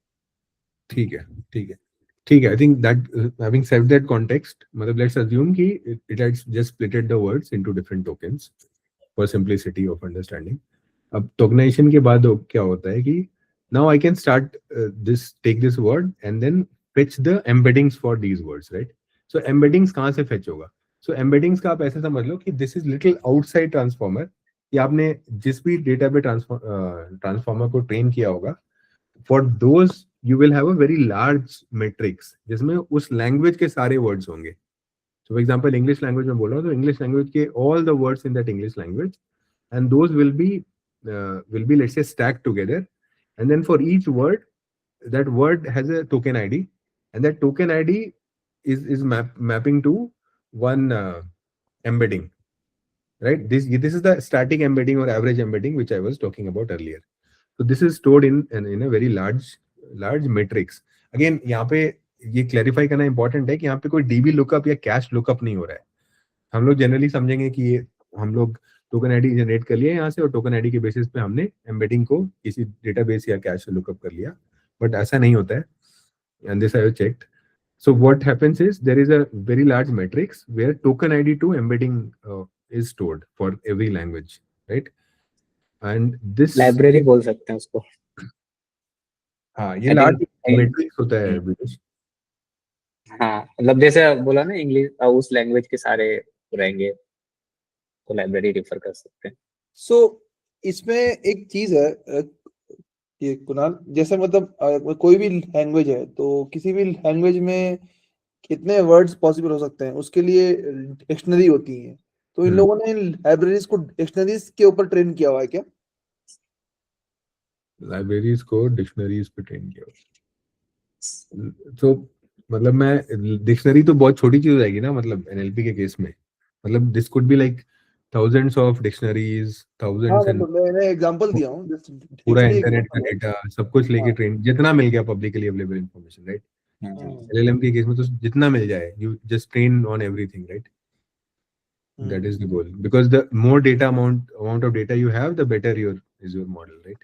More real world. अच्छा कुणाल, मेरे को एक चीज पूछना था यार, ये जो फेच करता है ना स्टैटिक एम्बेडिंग, मतलब ये जो होता है ये कोई मतलब ये वेक्टर डेटाबेस तो नहीं है, बट ये किस तरह का डेटा, मतलब ये कुछ कोई तरह का डेटाबेस ही होगा ना ये? मतलब नहीं, ये लार्ज मैट्रिक्स है, वो डेटाबेस नहीं है. मतलब दिस इज वेरी इंपॉर्टेंट कि डीबी लुकअप नहीं हो रहा है यहाँ पे. ये बस एक लार्ज मैट्रिक्स है. तो मैट्रिक्स में लुकअप करना, मैट्रिक्स में जैसे if you know the row number, right? So token ID के बेसिस पे आपको रो नंबर बदल जाएगा. रो नंबर बदल गया तो आप उसकी बाकी जो वैल्यूज हैं वो आप बहुत इजीली रीड कर सकते हो, राइट? मैट्रिक्स में. अच्छा, बट कोई तो स्टोरेज कुछ तो मैकेनिज्म यूज किया होगा ना, मतलब उसके बिना तो स्टोर नहीं कर सकते ना कुछ. हाँ, तो मतलब नहीं तो इन मेमोरी में आप मान सकते हो स्टोर किया होगा, लेकिन ये एक्चुअली कहाँ रहता है, right? That you are asking. Okay. हाँ, सीरियलाइज कर कैसे सीरियलाइज किया, कैसे डीसीरियलाइज किया, वो सब चीजें हैं इसमें. बट कोई डीबी और कैश लुकअप नहीं है, दैट इज इम्पोर्टेंट. ठीक है. So now it basically you have this sentence tokenized, and token के बेसिस पे कुछ एल्गोरिथम्स हैं जिसके बेसिस पे आप इन टोकन्स को टोकन आईडी में कन्वर्ट कर लो. एंड आपने टोकन आईडी में कन्वर्ट किया, फिर आप मैट्रिक्स से उसका एम्बेडिंग फेच कर लो. So now you have the static embedding, and this is what I'm referring to. E1, E2, E3, E4, E5, E6 are the static embeddings for each of these words that I have pulled from that matrix. Now it is important because एक sentence में जो same word है वो repeat हो सकता है, इसलिए it's important that you positionally encode it also. तो position encoding मैंने बहुत simplistic यहाँ पे show किया है कि हम इसको 0, 1 के साथ ये जो positions हैं वो भी add कर देंगे उसकी embeddings में. लेकिन this is done more sophisticated way in actually. उसको again it's brought between 0 and 1 and then कुछ तरह के वेट देके and then it is used. But the idea is to keep it simple. This is how. So you basically enrich it with positional encoding, the static embedding encodings, right? And now you basically compute the value of q, k and k. Q, k and sorry, ये v होगा. So these three values, q, k and v, these three values you will compute. Right? So अभी हमने देखा कि जो WQ, WK and WV की values जो थी वो अगर आप ट्रेनिंग कर रहे हो, मान लो ये ट्रेनिंग हम कर रहे हैं इस टाइम पे एंड इन्फ्रेंस नहीं कर रहे, तो ये तीनों वैल्यूज जो है वो हम रैंडमली इनिशियलाइज कर देंगे, राइट? बट लेट्स से अगर हम इन्फ्रेंस कर रहे हैं तो हमारे पास ये ऑलरेडी ये मैट्रिक्स अवेलेबल है फ्रॉम द ट्रेनिंग स्टेप. इनकी वैल्यूज ऑलरेडी हमारे पास अवेलेबल है. अब हमने इसको क्या किया, x हमारा क्या है, यहाँ पे हर टोकन का एम्बेडिंग है, जैसे x is may be E1 for I, and then x is E2 for the second step, and then x is E3 for the third for sitting. So like that we computed the value of q. So q, k, v जो है इसकी values हमने निकाल ली इस step पे, and इसकी value निकालने के बाद what we did is, so at this point of time what we have done is we have tried to see that by coming at the value of q is, the intuition here is that what are we looking for. This q that we have arrived is what are we looking for. He is that how can I answer that question. K is how can I answer that question, and then V is what you take out of this as a knowledge, and then you finally add it to the embedding. तो ये बाद में आएगा, but ये दोनों important है अभी. अब हम लोग क्या करते हैं, Q और K जो लिया, तो यहाँ पे K के ऊपर T लगा हुआ है, यानी will transform this K and then we will multiply it with the Q. सो Q एंड K को K ट्रांसफॉर्म्ड या क्या बोलते हैं इसको हम लोग मैट्रिक्स में, जब हम रो को कॉलम बनाते हैं, राइट, कॉलम को रो बनाते हैं, ट्रांसपोज. उसको transpose. This is transpose.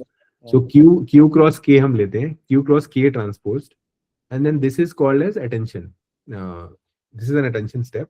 We calculate the value of q cross kt and then we do a scaling. So scaling में हम क्या करते हैं, हम इसको डिवाइड कर देते हैं bye the square root of the dimension of that embedding, and then we will do a softmax, and then we will multiply it with the value of v. So फिर वो v आएगा, multiply करेंगे, and then this gives us, this is the processing that happens inside one head. Now let's say there is 6 head, 7 head, 100 head or 2 head. So वो सारे heads में ये वाली processing होगी, and then उसको हम combine करते हैं, and then हमें जो contextual embedding है वो मिल जाती है. So this is the output of the encoder in the transformer. इसको थोड़ा सा और एक बार देखने की कोशिश करते हैं एग्जांपल से, बस एक बार. एनी क्वेश्चंस है?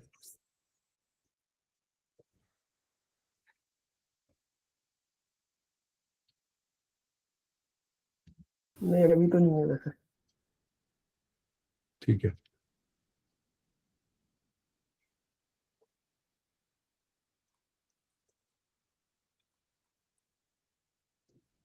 ओके, तो इसमें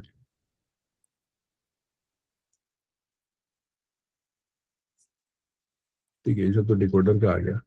सो एक बार पुल out the paper.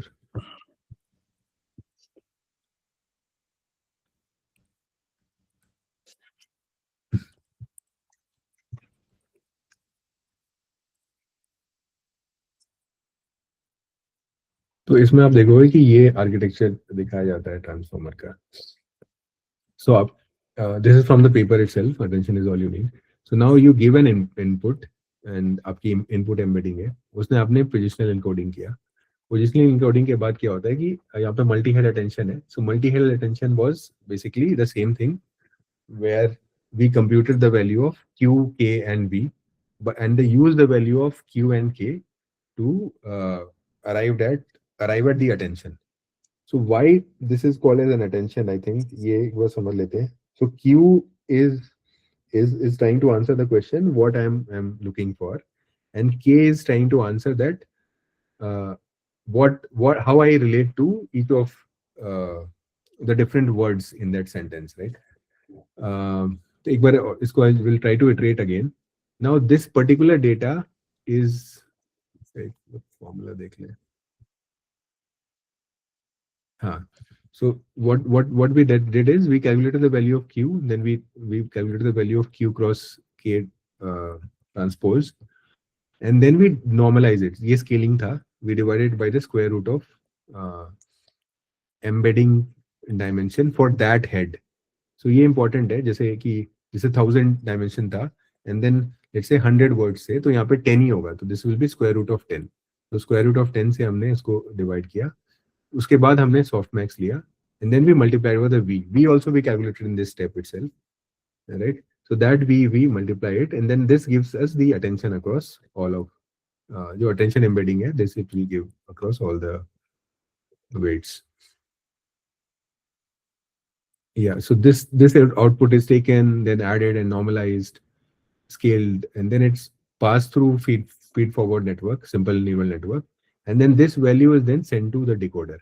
Ab decoder mein you can see that this is not attached to the first step of the decoder. This goes to the second layer of decoder, and we will see why.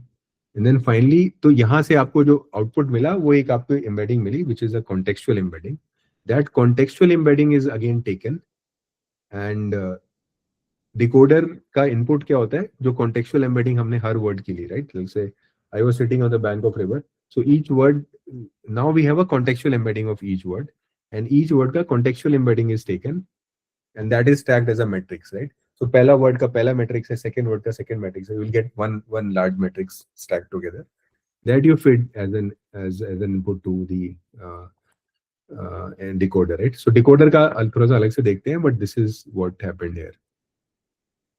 अब इसको मैंने थोड़ा पढ़ने की कोशिश की थी, but it's very difficult to I mean, it was very difficult to understand also ki what is written in this paper without all this context. I will try again. अगर ये समझ में आता है पेपर तो. तो कुणाल, ये जो इसकी जो लैंग्वेज है, इसमें मतलब मेनली मतलब मैथमेटिकल चीजें डिफिकल्ट टू अंडरस्टैंड है, या ये जो कॉन्सेप्ट की बात कर रहा है, ये कॉन्सेप्ट थोड़ा डिफिकल्ट टू मतलब उसने जैसे एक वर्ड यूज किया है ना, so that word is basically a very मतलब baked in lot of concepts are there in that word. अच्छा, टर्मिनोलॉजी की बात कर सकते हो ना आप. कोई भी टर्म जब तक क्लियर नहीं रहेगा तो कैसे आगे समझ में आएगा. जैसे मान लो यहाँ पे सॉफ्ट मैक्स लिखा हुआ है, राइट? अभी पहली बार पेपर पढ़ोगे तो तुम्हें क्या पता चला सॉफ्ट मैक्स क्या होता है, राइट? पता ही नहीं. Broken down softmax and we know what softmax is. तो थोड़ा सा यहाँ पे हेल्प हो गया. उसी तरह से फिर लेयर नॉर्मलाइजेशन है, फीड फॉरवर्ड है, स्केलिंग है. ये सारी चीजें मतलब इन्होंने ऐसे लिख दिया है बस, right? They don't care you know about the basics or not, right? They are taking this मतलब assumption that you have the context of an LP. उससे पहले अच्छा कुणाल, मेरे को एक क्वेश्चन था यार कि जब इस तरह के जो टर्म होते हैं जिसमें हमको बहुत सारी चीजें समझ में नहीं आती, जैसे फॉर एग्जांपल ये हो गया, मतलब ये तो भी हमको बहुत सारी चीजें इसमें आती है, फिर भी लाइक तो हमको मतलब एकदम स्क्रैच से स्टार्ट करना चाहिए, क्योंकि मैंने इनके जो ऑथर थे जो इनके बारे में देखा था, तो ये लोग ऑल PhD और ये लोग मतलब काफी ईयर से मतलब ये लोग इसमें काम कर रहे हैं. तो ऑफकोर्स इन लोगों के लिए चीजें बहुत नेचुरल होंगी जितनी भी इन लोगों ने लिखी है. बट अगर हम लोग जैसे स्टार्ट कर रहे हैं तो हम लोगों को अगर उतनी नॉलेज नहीं है तो हम लोगों को क्या करना चाहिए इसको पढ़ने के लिए, हमारा क्या अप्रोच होना चाहिए? तो हम लोगों को मैं बताता हूँ मैं कैसे करता हूँ, राइट? सो ये this is may B one of the most complex paper जो मैंने पढ़ा है. बाकी पेपर्स में भी ऐसा होता है, लेकिन उसमें क्या होता है कि थोड़ी सी चीज समझ में नहीं आती, राइट? या किस कॉन्टेक्स्ट में लिखी हुई है. तो you just take that sentence और that paragraph and then put it into ChatGPT, right? And ChatGPT को पहले से वो प्रॉम्प्ट तो दे ही दो कि मैं ये पेपर पढ़ रहा हूँ, राइट? तो उसके बाद it's able to decipher it. उसको यू टेल इट कि just do explain in a layman language and it will explain it to you. मतलब मैं ऐसे करके पढ़ लेता हूँ पेपर. एक्चुअली लास्ट वीक में इसकी थोड़ी मैथ्स देख रहा था, तो मैथ्स मेरे को काफी मतलब थोड़ी सी मतलब वो लगी. जब हम लोग देखते हैं ना कि ग्रेडियंट और ये सब जो हम लोग डीप लर्निंग में जब देखते हैं ग्रेडियंट की जो मैथ होती है, ग्रेडियंट डिसेंट होता है, स्टोचस्टिक ग्रेडियंट डिसेंट होता है. जब ये दोनों को हम लोग मैं मैथ्स देख रहा था तो मैथ्स मेरे को थोड़ा सा लगा कि यार इसको थोड़ा सा और डीपली समझने की जरूरत है, मतलब थोड़ा टाइम लगेगा. मतलब ऐसा नहीं है कि हम लोग जल्दी समझ सकते हैं. मतलब इनफैक्ट वो जब हम लोग डीप लर्निंग का कुछ बनाते हैं तो हमको मैथ्स को हाई लेवल पे अगर हमारी अंडरस्टैंडिंग हो तो भी काम चल जाता है. बट फिर भी मतलब जैसे यहाँ पे आता है ना, जैसे मैट्रिक्स का डॉट प्रोडक्ट, अटेंशन और ये सारी चीजें, इसके लिए तो मुझे लगता है कि और ज्यादा मैथ्स को मतलब बहुत अच्छी तरह समझने की जरूरत पड़ेगी, मतलब इसमें आगे बढ़ने के लिए, ऐसा मुझे लग रहा है. हाँ, मैथ्स का पूरा मैथ्स ही है. हाँ ब्रिजेश, वही कह रहा था, जो डीप लर्निंग की मैथमेटिक्स है वो आनी पड़ेगी, तभी चीजें समझ में आएंगी, अदरवाइज समझ में नहीं आएंगी. हाँ. और एक्चुअल में मैथ्स की ना एक जैसे इसने जितिन ने एक वो शेयर किया था यूट्यूब चैनल, तो उसको तो मैंने उतना एक्सप्लोर नहीं किया, बट एक वो एक बार देख लेते हैं. मैंने भी उसको काफी यूज किया ट्रांसफॉर्मर पढ़ने में, राइट? आई थिंक एक बार जस्ट बिकॉज़ सब लोग दिस इज ब्लू 3 ब्राउन 1 है ना? ब्लू 3 ब्राउन 1, 1 ब्राउन ब्लू ऐसे कुछ है, 1 2 ब्राउन ब्लू 2 ब्राउन. हाँ, 1 सेव ब्राउन किया 2 ब्लू. मैं उसका लिंक पिन कर हाँ ये हो रहा है, हाँ, ये blue, one brown। 3 blue 1 brown। हाँ, तो 3 blue 1 brown ये वाला देखोगे ना अगर, तो इसमें अच्छा, विजुअली इन्होंने एक्सप्लेन करने की कोशिश की है वही सारी चीजें ओके। जो, तो मैंने भी इसको यूज किया, बट उसके बाद भी आई थिंक बहुत सारा, क्योंकि स्टेप्स है, मैथ्स है, बहुत कुछ होता है डिफरेंट हेड्स में, तो टाइम लगता है करने में, बट आई थिंक इससे और काफी क्लियर होगा, राइट? मैं ये भी शेयर कर देता हूँ यहाँ पे। जैसे कि एक और चीज थी ना, अटेंशन में बताया था कि ट्रांसपोज लेना है, तो मेरे को ये भी समझना कि एग्जैक्टली ट्रांसपोज उन्होंने लिया क्यों, मतलब क्या रीजन था कि उन्होंने वहां पे ट्रांसपोज लिया, मतलब आई थिंक ये भी समझना, मतलब अभी अटेंशन में जब कुणाल बता रहा था कि ट्रांसपोज लेके उसको मल्टीप्लाई किया था, मतलब के क्यू के टी, तो वहां पे ट्रांसपोज क्यों लिया, ये भी मतलब आई थिंक अंडरस्टैंड करना जरूरी है ना, कि मतलब क्यों ट्रांसपोज लिया, तो वो सब चीजें भी है एक्चुअली में जो ट्रांसपोज है ना, नितिन, मैं देख रहा था, तो ये जो मैंने जो शेयर किया था अपना डॉक्यूमेंट, वो जो उसका जो एंड्रयू एनजी का जो न्यूरल नेटवर्क्स का जो कोर्स है, तो वो ना बेसिकली क्या कर रहा था कि दो वेक्टर्स को या दो मैट्रिसेस को आपस में मल्टीप्लाई करने का ट्राई कर रहा था, है ना, और उन दोनों को मल्टीप्लाई करके एक नया मैट्रिक्स बनता है। तो उसमें मैट्रिक्स में मल्टीप्लाई में एक चीज होती है कि अगर आप जैसे कि 2 into 3 है, तो 2 into 3 को आप 3 into x से ही मल्टीप्लाई कर सकते हो, है ना। You cannot multiply anything bye anything. अच्छा, हाँ, ओके इसलिए ओके उसको ओके ट्रांसपोज ओके, लिया हाँ, था उसने उसका।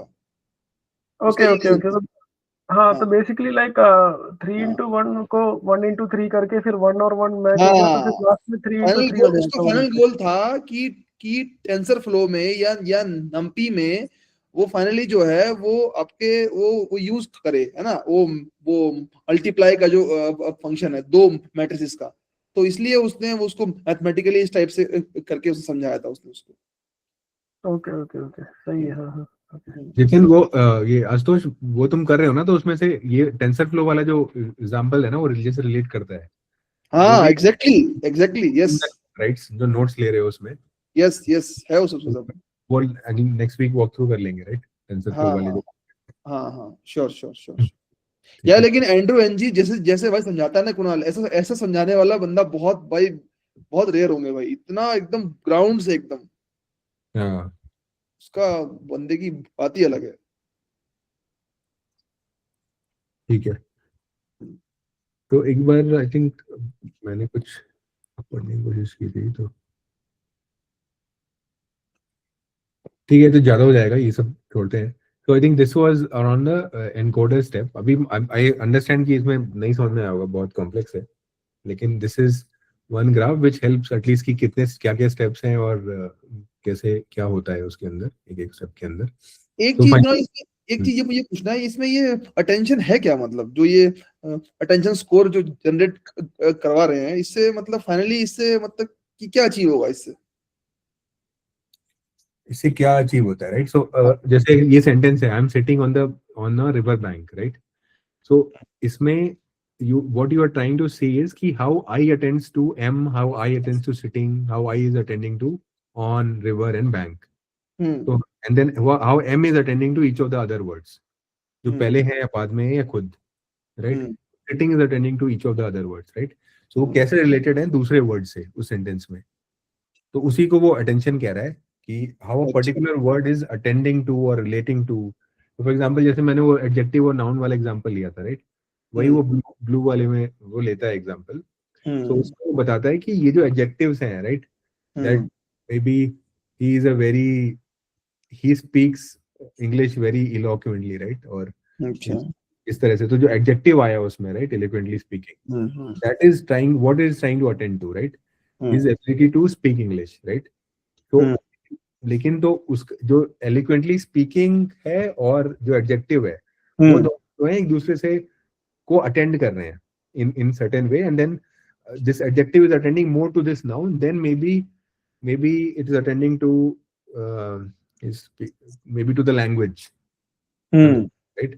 So it's attending less to that word language, and then maybe to his speaking style, right? So किसी वर्ड को एक वर्ड ज्यादा जैसे for example I looked at the signal and crossed the road, right? इसमें I looked at the signal and crossed the road. या फिर कोई pronoun वाला ले लेते हैं, आई थिंक हाँ कैट वाला, जैसा cat looked at the signal and it cross the road, तो इट जो है किसको रेफर कर रहा है, राइट? कैट को refer कर रहा है, कैट right? को, So how do we build this understanding? So वो attention का, that is attention, that one word is how it is weighing with respect to the other words in that sentence, अच्छा, right? तो ये intuition है, इसी के basis पे फिर उसकी एम्बेडिंग में आप क्या करोगे कि जो आई वाला आप क्या करोगे, अल्टीमेटली क्रॉस मैट्रिक्स बनेगा, राइट? सारे के सारे वर्ड्स को आप लेफ्ट पे रख दोगे और सेम वर्ड्स को आप राइट साइड पे रख दोगे, फिर आप देखोगे कि दोनों जो जो वर्ड दूसरे को ज्यादा अटेंड कर रहे होंगे, उन दोनों के जो क्रॉस वेट होगा, जो final column same column and row intersect हो रहा होगा, you will see there higher weight there, right? The value will be more close to 1, maybe 0.7, 0.8, 0.9. And the value which is the words which are completely not related to each other, they are in the sentence, but एक दूसरे को attend नहीं कर रहे हैं उतना, so then the weight will be very less, right?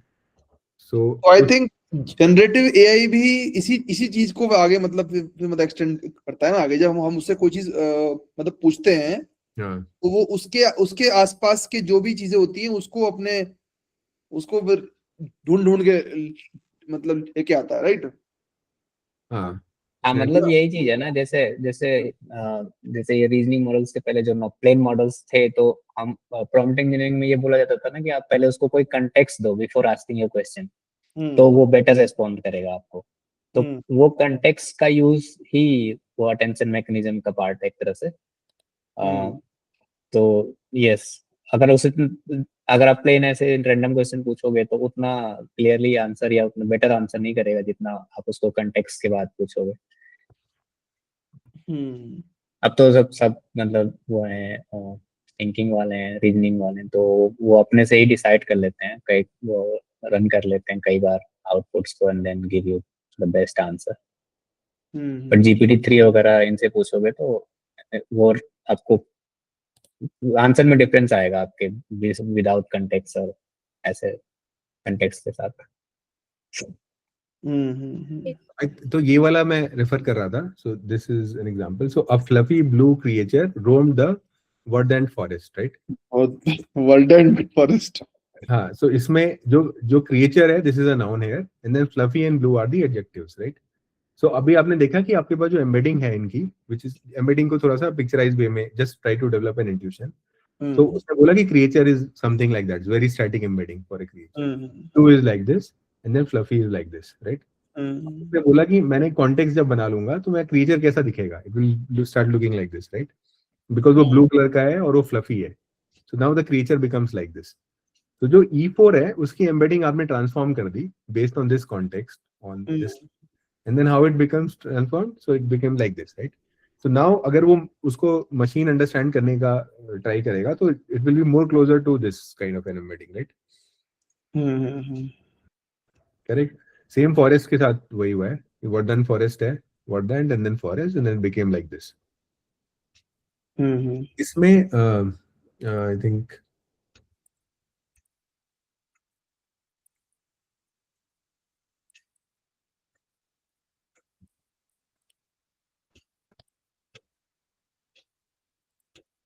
इसमें one thing is important is कि लास्ट में जो आपको जैसे मान लो इसी को आप जनरेट करने के लिए यूज कर रहे हो, फॉर एग्जांपल मुझे इस सेंटेंस को जनरेट करना होगा through generative AI, right?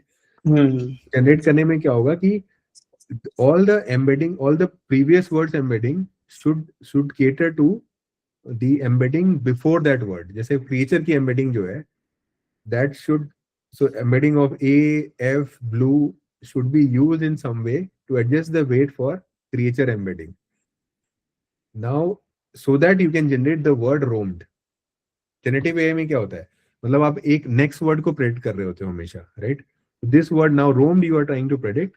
So all those, the weights of creature should be adjusted in a way so that it can generate the word roam now. Okay. ये decoder के point of view से मैं बता रहा हूँ कि this is very important to understand.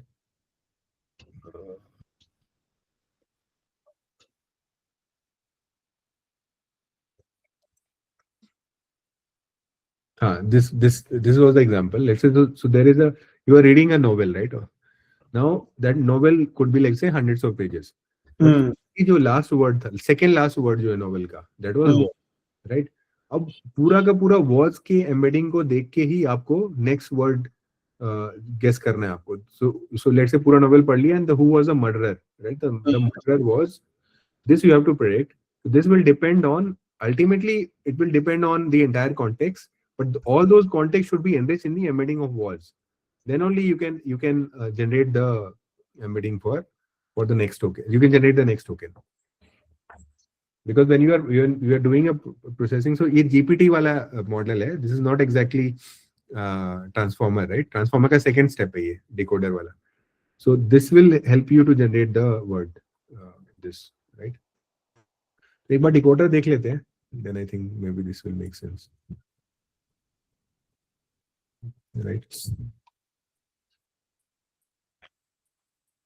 So now what happens inside the decoder, right? So decoder में आप देखोगे कि क्या होता है कि decoder में again you work on these three values only, Q, K and V. Mostly the steps are same.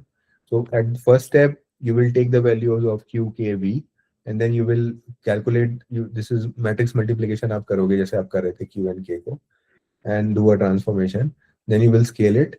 And then there is masking is one important step which comes in the decoder. Masking में क्या होता है कि आप why masking, मैं training step की बात कर रहा हूँ यहाँ पे, not inference step. So training के time पे क्या होगा कि you want to hide the next. So I am fine, right? For example, you want to generate I am fine. So now when you are at am and then you want to generate fine, you have to make sure कि fine जो है that is not known to the model, right? It is hidden. तो आप क्या करते हो, masking करते हो यहाँ पे, आप इनके एम्बेडिंग को हाइड कर देते हो. And how do you hide it? You will assign minus infinity as all of these. And why do you assign minus infinity? Because वो सॉफ्ट मैक्स होने के बाद इनकी वैल्यूज जो है फाइनली जीरो हो जाएंगी.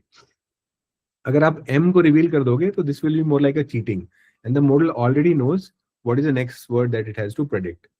सो ट्रेनिंग के टाइम पे आपका आइडिया ये है कि आप you don't want it to know, you want it to मतलब सॉरी ट्रेनिंग के टाइम पे तो आप बता दोगे इसको so that it learns the pattern, but inference के टाइम पे आप इसको you will make sure that this is not known to the model, you will mask it.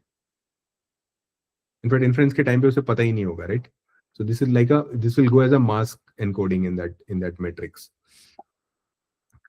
And then finally machine learning में टारगेट को remove कर देते हैं वैसे ही ना, मतलब ताकि वो प्रिडिक्शन में मतलब उसको पता ना चले कि कितना करेक्ट प्रिडिक्ट कर रहा है. जैसे हम लोग टारगेट लेबल को रिमूव कर देते हैं मशीन लर्निंग में, सेम उसी तरीके से होता है ना ये भी शायद मास्किंग में. तो ये प्रिडिक्ट मतलब इसकी एक्यूरेसी पता करते हैं कितना अच्छी तरह प्रिडिक्ट कर रहा है, ये उस तरीके से होता है या फिर मतलब नहीं पता नहीं, मतलब वो किस स्टेप को रेफर कर रहा है, राइट? जैसे नहीं, मैं ये मास्किंग वाले स्टेप को रेफर कर रहा हूँ. तो ये मास्किंग करने के पीछे का रीजन यही होता है क्या कि जैसे हम लोग मशीन लर्निंग वगैरह में हम लोग जैसे लॉजिस्टिक रिग्रेशन हो गया तो उसमें हम एक्यूरेसी प्रिडिक्शन करने के लिए हम लोग टेस्ट सेट और ट्रेन सेट में डिवाइड करते हैं ना डेटा को. फिर टेस्ट सेट को हटा देते हैं, फिर ट्रेन सेट में ट्रेन करके टेस्ट करते हैं. सेम वही प्रिंसिपल यहाँ पे भी यूज हो रहा है क्या कि हम लोग मास्क कर रहे हैं ताकि ये प्रिडिक्शन उसका पता चले कि करेक्ट प्रिडिक्ट कर रहा है. हेलो, तो प्रिंसिपल वही है. सो फॉर एग्जांपल ये मैट्रिक्स आप देखोगे तो लेट्स से हम व्हेन आई एम स्टार्टिंग, तो स्टार्टिंग में तो एक स्टार्ट टोकन है. मैं एक बार चार्जर कनेक्ट कर लेता हूँ battery.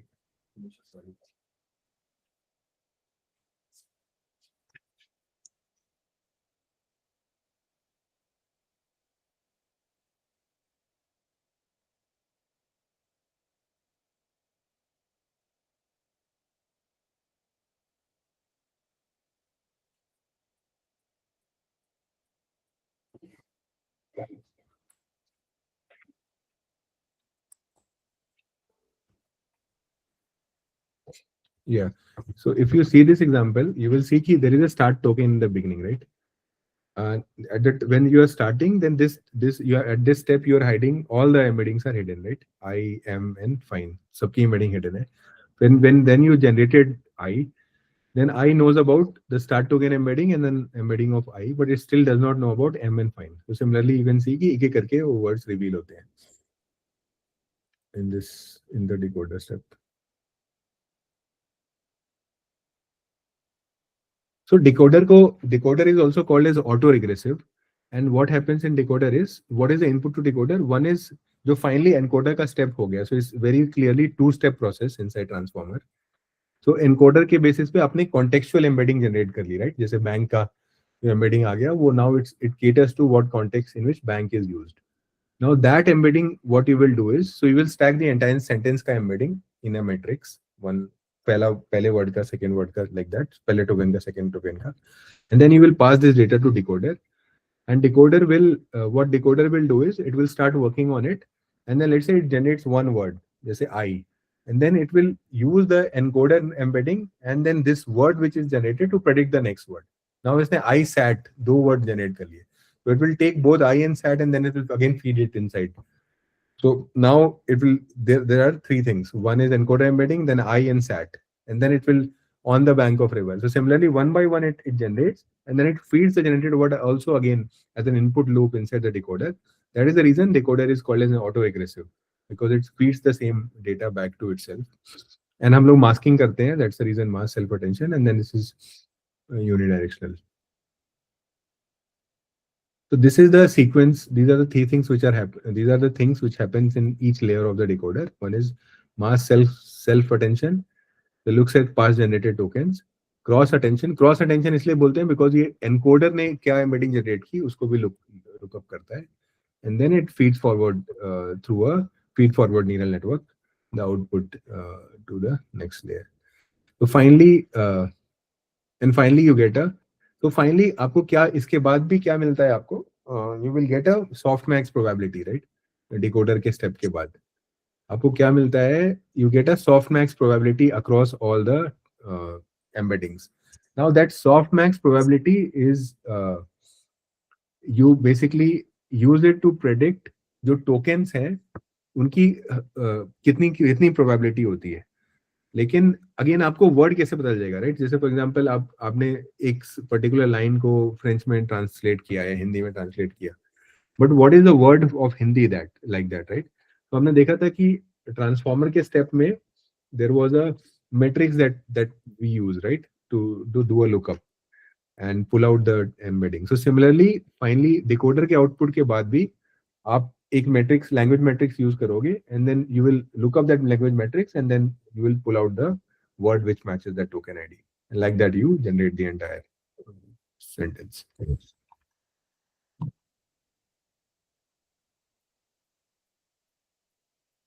Okay, I think we will stop here.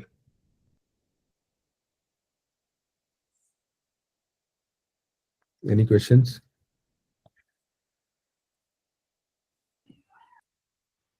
Token ID कैसे मिलता है?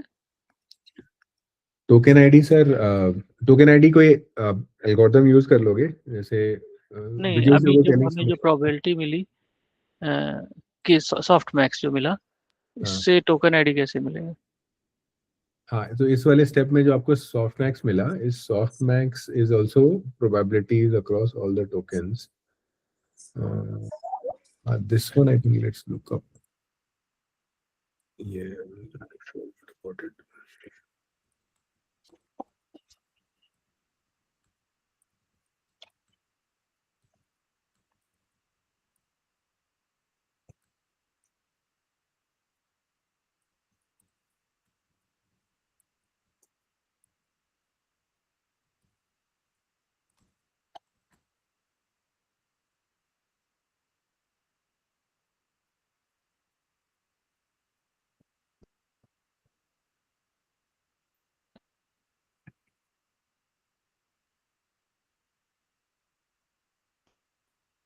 Multiply by the vocabulary matrix. This is equal to this.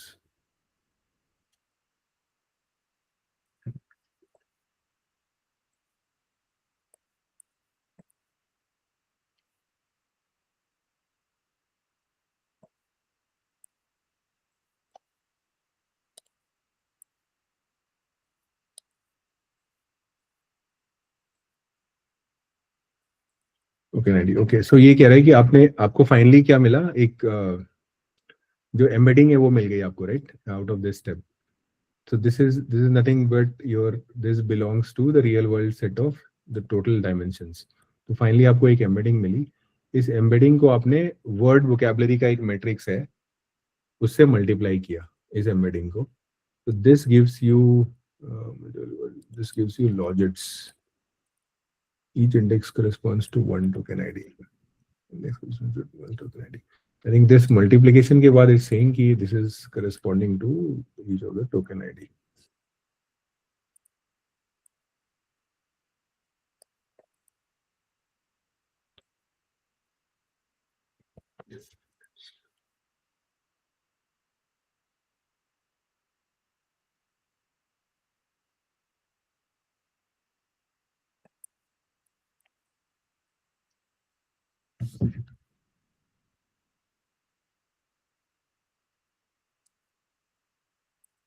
तो आपको आपकी जो ये इस तरह की जो मैट्रिक्स मिली, इसको आप प्रोबेबिलिटी इससे मल्टीप्लाई करो वोकैबुलरी वेट्स के साथ, फिर जो आईडी आती है that is the I think ID of the index of that language matrix.